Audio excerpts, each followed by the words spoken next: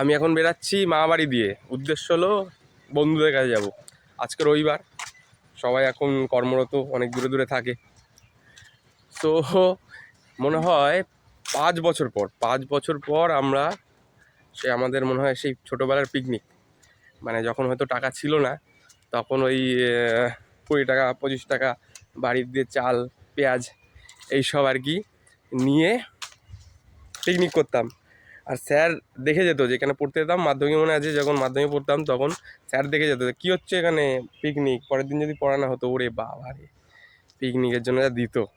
যাই হোক, এটাই বন্ধুত্ব, হ্যাঁ এটাই লাইফ। আর কদিন, তারপর আবার ফিরতে হবে।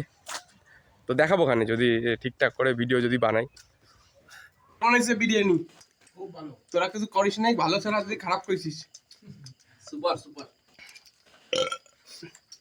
ঝেকুর দেখেই বোঝা যাচ্ছে বিরিয়ানি। ফরেনার রাঁধুনি ফার্স্ট পাওয়া যাবে কি বিদেশি শেফ নিয়ে এসছি। ফরেনার রাঁধুনি। তুই খা, তোর খিদে পেয়েছে না, তুই খাবি তো। পিকনিকের নাম করে আমারে কষ্ট করে রান্না বান্না করা, এরা খাইয়ে দেয়, আমার এরকম করে মোবাইলে গান চালাবো, এদের জন্য ভিডিও তুলতে হবে, একজন ইংলিশ গান শুনবে না, এই আর কি বক্তব্য। এই হলো আমার জীবন।